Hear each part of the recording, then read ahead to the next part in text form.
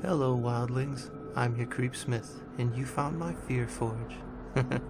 Lucky you.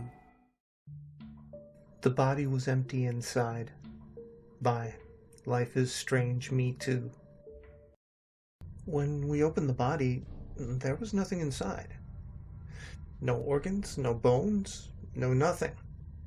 We were hard-pressed to even explain how the skin retained its shape instead of collapsing like an empty glove. We called the feds on that one, way above our pay grade. A pair of feds were there within an hour. They didn't look like I expected. I thought that they'd be wearing black suits, sunglasses, earpieces, that kind of thing. Instead, they were dressed in white lab coats and scrubs.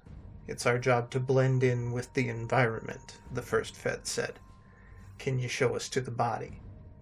I did as I was asked, and we four stared down at the body. The feds, my technician, and me.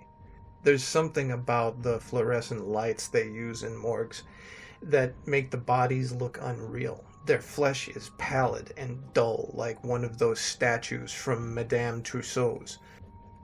We're gonna have to call this in, the first fed said.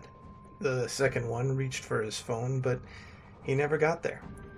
The body lurched upright and seized the two agents by their throats. Slowly, the flesh on the body's Y incision began to knit back together. The feds reached for their guns, and I collapsed to the ground with my hand on my heart.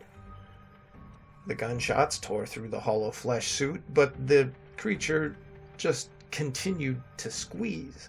The agents' faces turned red and then purple, their eyes bulging and shot with blood.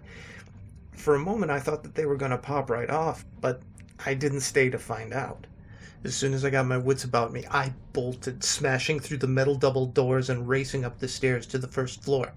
My heart was pounding in my chest, racing to catch up with my breath, but my mind was focused on one thought only: get as far away from this place as you can.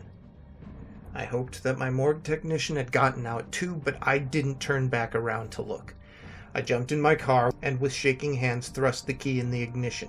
I peeled out of the lot and onto the main road, frantically swerving my way through the traffic as I raced towards the police station. I didn't know what I had just seen, but I knew that I had to warn someone. I arrived at the station, a babbling mess. They sat me in a room with a mirror in it and gave me some water. They told me to calm down, and there were murmurs behind my back about putting me in the psych ward for an overnight. As soon as I heard that, I knew that I had to leave. But as I opened the door and stepped out into the hallway, I saw something that made me stop. 4 other people had come into the station in lab coats. My technician, the feds, and the man who had been on my table. I went out the back hallway and through the emergency exit. I managed to circle back to my car before I heard the gunshots inside. That night, I drove as far as a tank of gas would take me, and I checked into a motel under a fake name. Over the next few days, I watched the news reports for the town, but they didn't report anything strange. Some nights, I still lie awake and wonder what happened. Were the police able to put them down? Did the feds come in, cover it up? Or is there a small town in the American Midwest that's full of hollow people now, just waiting for the chance to tear someone else open and hollow them out? I'm not sure I want to find out. So stay scary, my wildlings. When the dead bodies start moving, it's time to get the fuck out and make the most of your nights.